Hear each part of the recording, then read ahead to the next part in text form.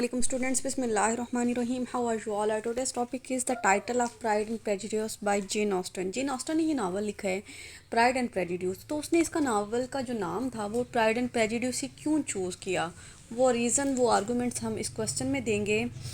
ज़ाहिर सी बात है, जब भी किसी चीज़ का नाम लिखा जाता है तो उसमें कोई ना कोई लॉजिक तो होता है ना, क्योंकि अगर हम किसी बच्चे का नाम रखते हैं, किसी चीज़ का, किसी बुक का नाम रखते हैं तो उसके पीछे कोई ना कोई रीज़न होता है।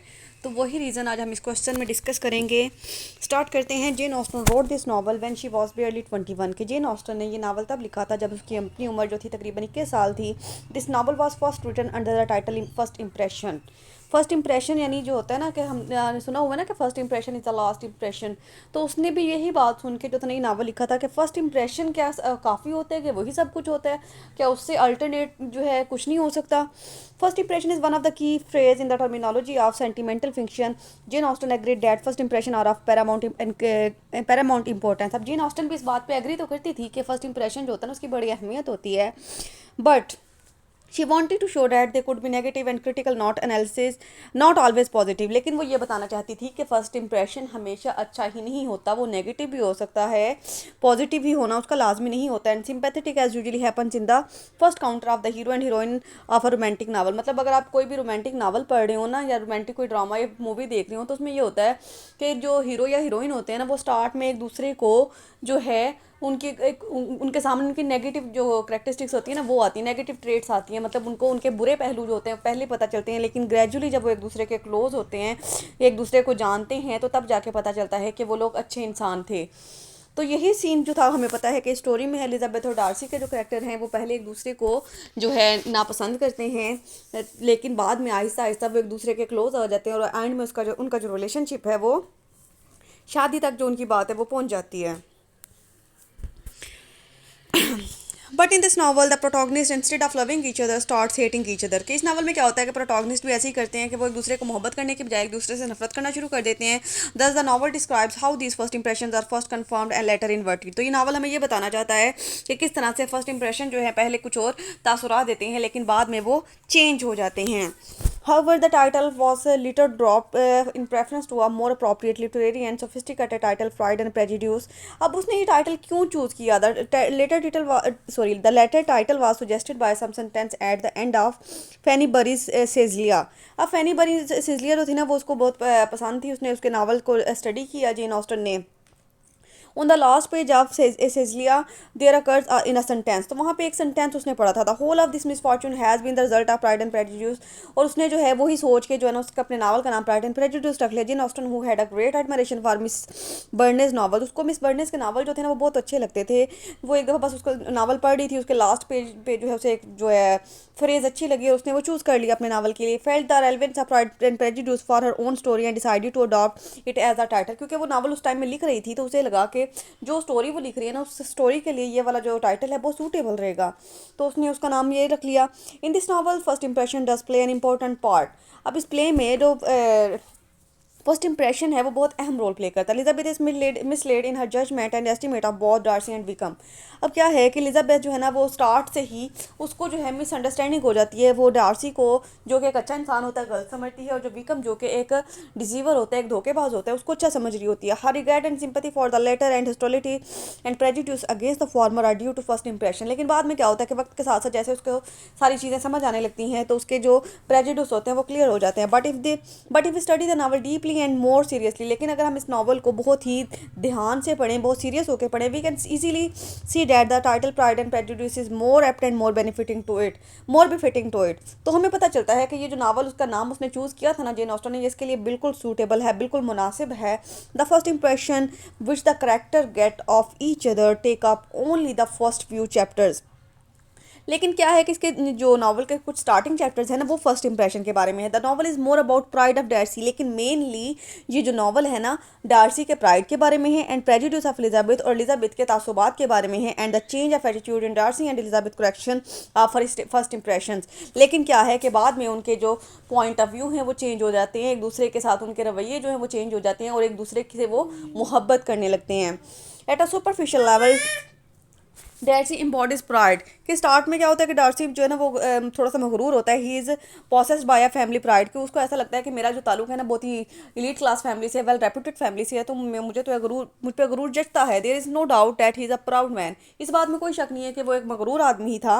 Nothing can excuse his remarks about Elizabeth, क्योंकि जब उसने स्टार्ट में ही एलिजाबेथ के बारे में कहा था she is tolerable but not handsome enough to tempt me, वो कहता है कि वो अच्छी है, वो ठीक है, मुनासिब है, लेकिन वो इतनी भी हैंडसम या इतनी भी प्यारी नहीं है कि मुझे जो है उकसा सके या फिर मुझे इंप्रेस कर सके।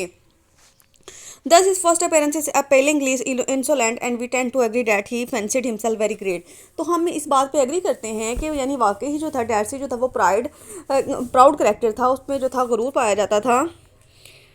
आगे देखिए नेक्स्ट पैराग्राफ आपने जो है ना वो स्किप कर देने हैं। आगे देखिए it is at Rosings that their process of self discovery, ये पैराग्राफ भी आपने नहीं करना।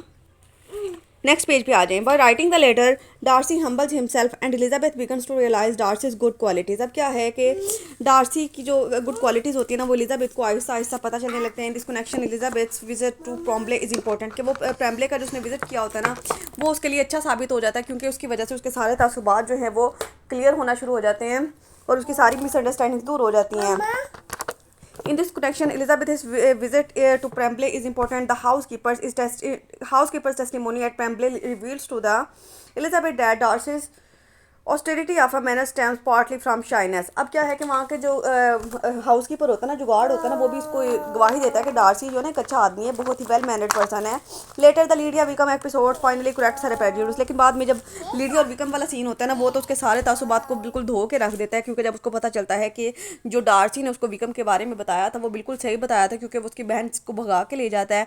Darcy overcomes his pride by involving himself in the Bennets' disgrace and accepting man he hates his brother in law.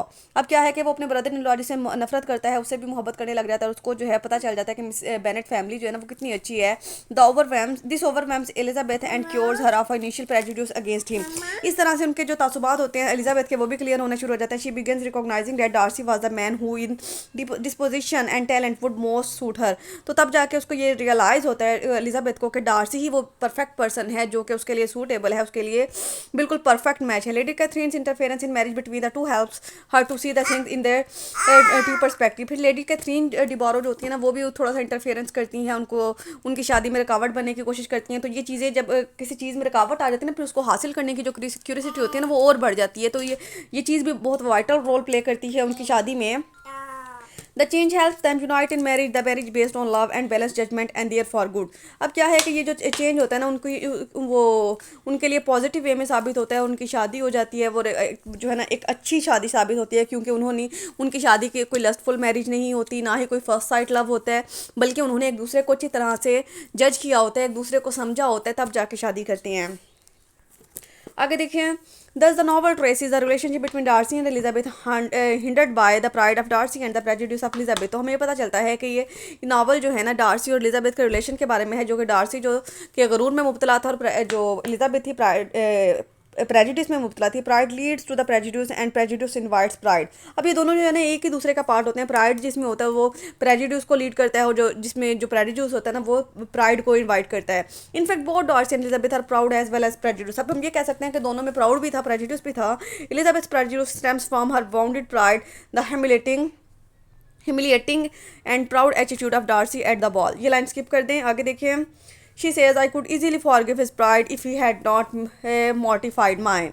आगे देखिए her feelings are injured by Darcy's pride in dismissing her as a tolerable ruining Wickham's prospects and interfering with Jane's happiness. अब उसके जो है ना वो उसके Darcy के खिलाफ उसके जो तासुबात होते हैं ना वो इसलिए इतने बुरे हो जाते हैं क्योंकि उसको लगता है कि वो विकम के बारे में उसको मिसलीड कर रहा है और जेन्स की जो है खुशियों में रुकावट बनेगा। The relationship between Darcy and Elizabeth begins with antipathy and dislike. मतलब उनका रिलेशनशिप का स्टार्ट ही जो है ना वो डिसलाइक के साथ होता है, एक दूसरे के साथ जो है ना वो नफरत कर रहे होते हैं।